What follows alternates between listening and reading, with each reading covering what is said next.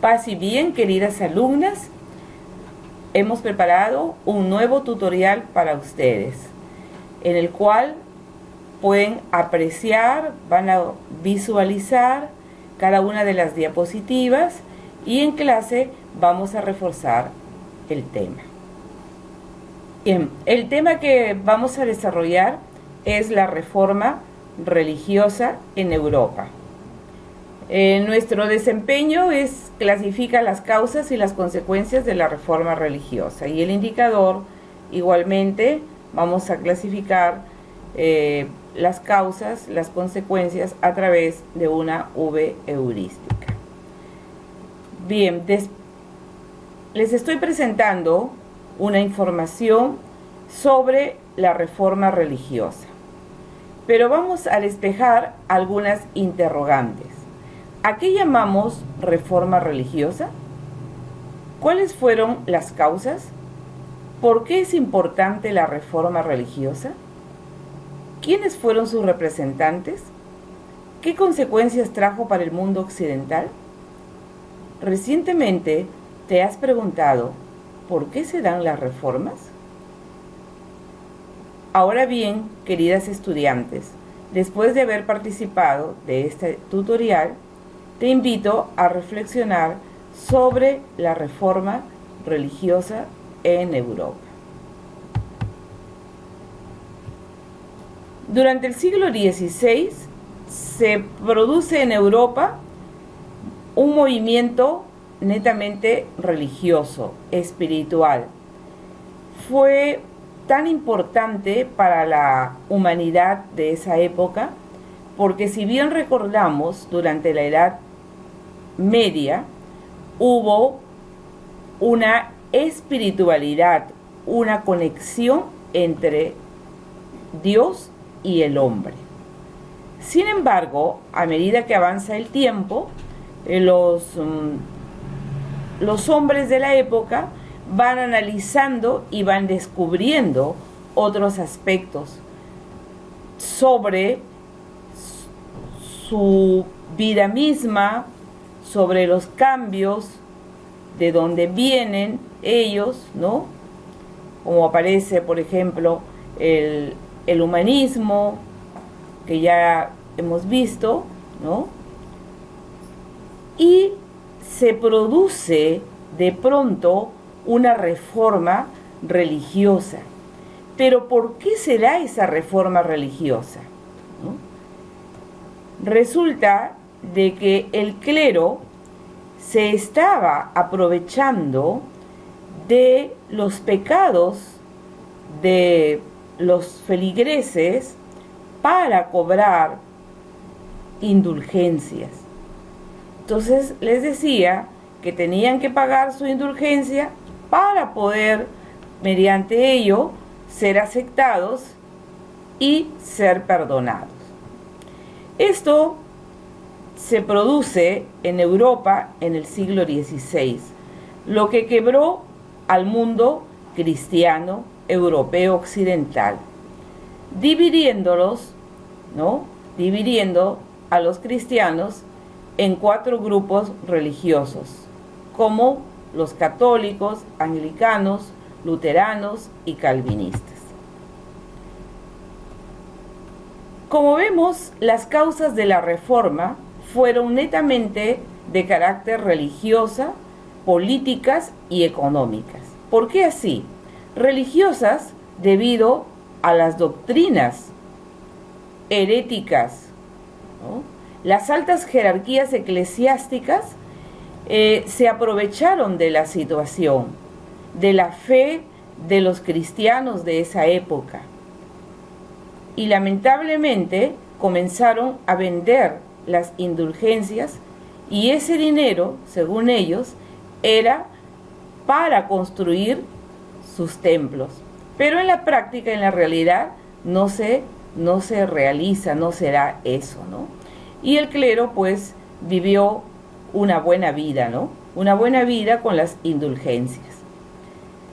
En el aspecto político tenemos las querellas. Había una relación muy cercana entre el papado y los reyes, el poder político y religioso estaban de la mano y eran fuerzas en el Estado.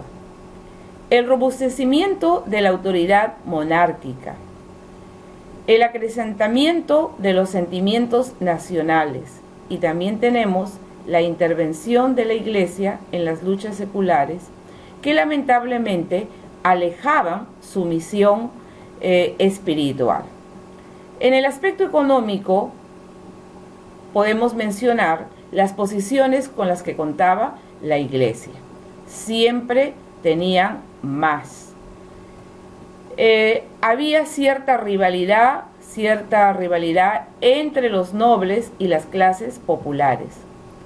También tenemos que mencionar los bienes que contaba la Iglesia y eran intocables, mientras que el pueblo, ¿no?, los pobres, los humildes, cada vez se sentían rechazados, se sentían descontentos por la vida que llevaban, porque no se les atendía de la mejor manera.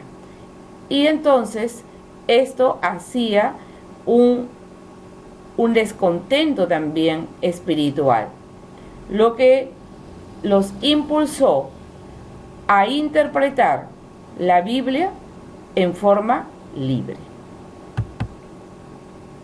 Ya hemos visto las causas de la Reforma, ¿no? Solamente para mencionar que el Papa Alejandro V de Borgia llevaba una vida escandalosa y el Papa León X solo se había ocupado de las bellas artes. Como le encantaba eso, le gustaba las artes, pues se dedicó más a eso que a la vida religiosa. Todos estos comportamientos, estos excesos, llevaron pues a la crítica, ¿no?, a la crítica de muchos religiosos también, y finalmente termina en una reforma. Pero vamos a entender qué eran las indulgencias. La indulgencia era la remisión del castigo temporal de los pecados. O sea, tú has pecado, entonces, ¿cómo vas a eliminar ese pecado? Mediante la absolución. Entonces, para absolverte de ese pecado, tú tenías que comprar una indulgencia. Y no solamente se daba para los vivos, sino también para los muertos, porque según se decía, estaban en el purgatorio.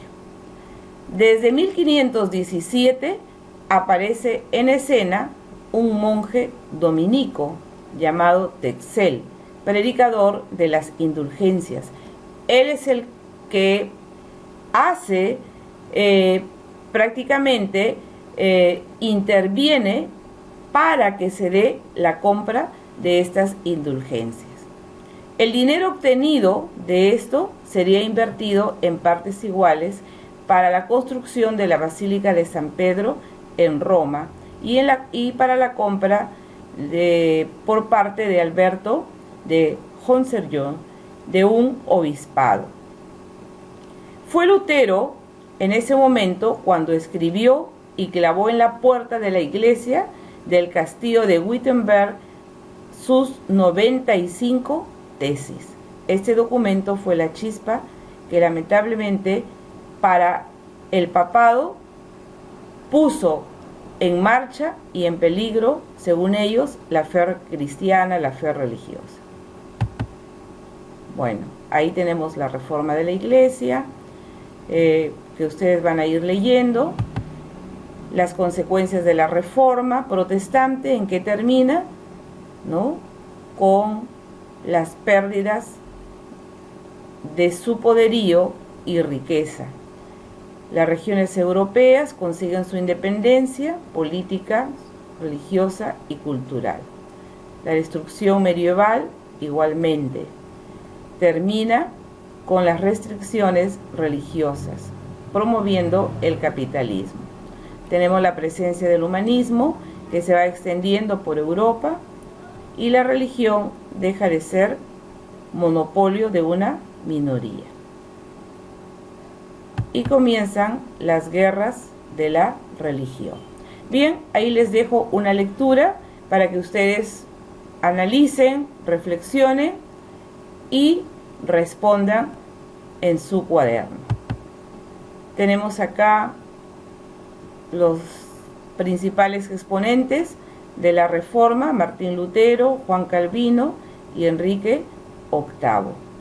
Van a hacer una biografía de los reformadores con los fundamentos de sus reformas. Bien, eso es todo por hoy y nos vemos en clase. Paz y bien, queridas alumnas.